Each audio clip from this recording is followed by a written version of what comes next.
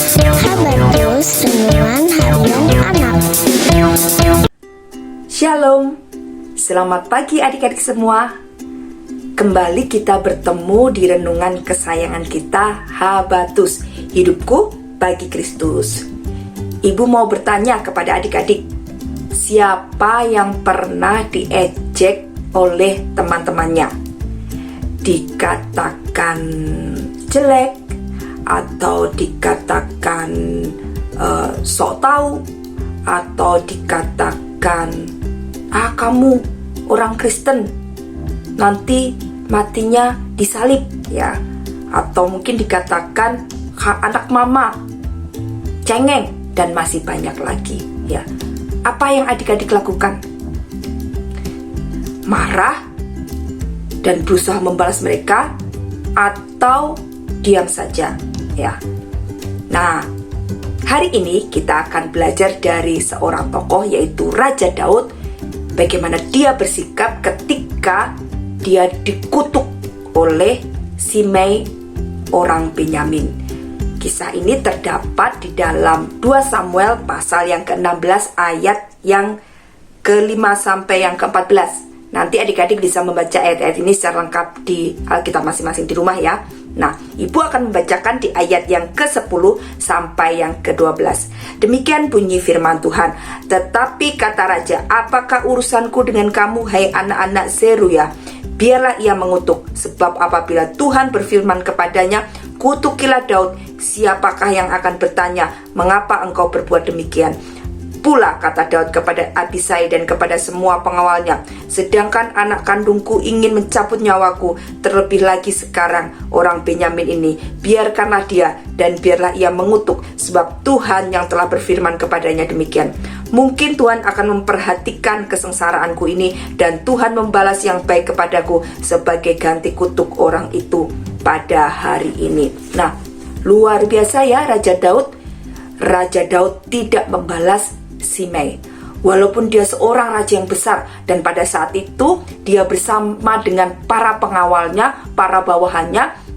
Ketika Simei mengutuk dia tidak memerintahkan pengawalnya untuk menangkap Simei dan memasukkan Simei ke penjara ataupun menghukum Simei ya. Itu bisa dilakukan Daud karena dia seorang raja, tetapi Daud tidak melakukan itu. Dia membiarkan saja Simei mengutuk dia karena dia tahu bahwa yang akan membela dia adalah Tuhan, dan Tuhan akan menggantikan kutuk yang diberikan Simei menjadi sesuatu yang baik atau berkat bagi dirinya pada hari itu. Itu yang diimani oleh Daud.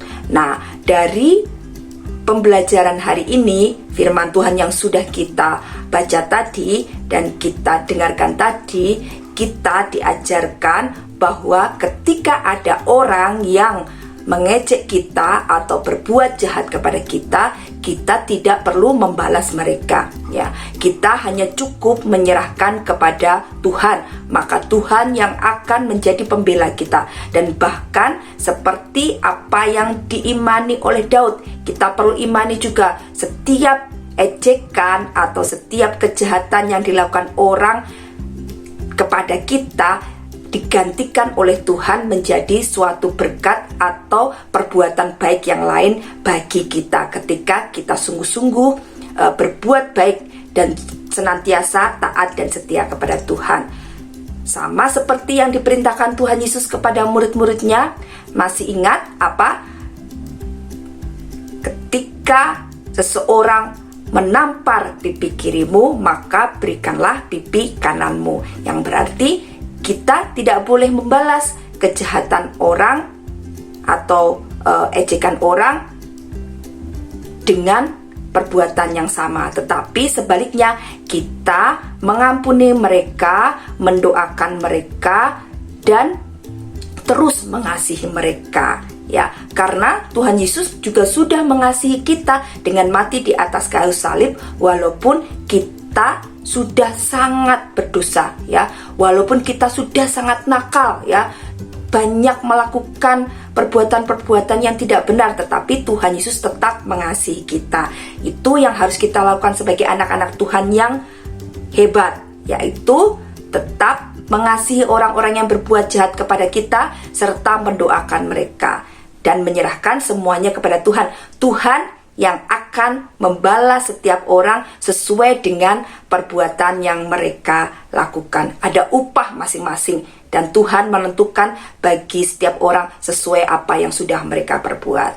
Jadi adik-adik, kalau nanti diejek temannya, kita tidak perlu membalas ya, tapi menyerahkan kepada Tuhan. Dan bahkan lebih lagi, mengasihi mereka dan terus berbuat baik kepada mereka.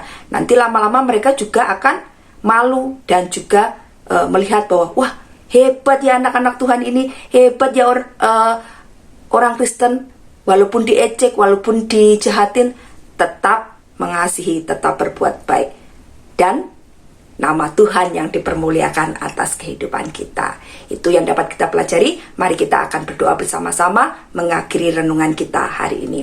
Terima kasih Tuhan Yesus, karena Engkau sungguh baik, sudah mengasihi kami meskipun kami adalah orang-orang berdosa, meskipun kami sering berbuat tidak benar di hadapan-Mu, tetapi Engkau tetap mengasihi kami. Ajarkan kami Tuhan juga untuk terus mengasihi orang-orang yang berbuat jahat kepada kami, terus berbuat baik kepada orang-orang yang mengejek kami, dan kami mau menyerahkan semuanya kepada Tuhan.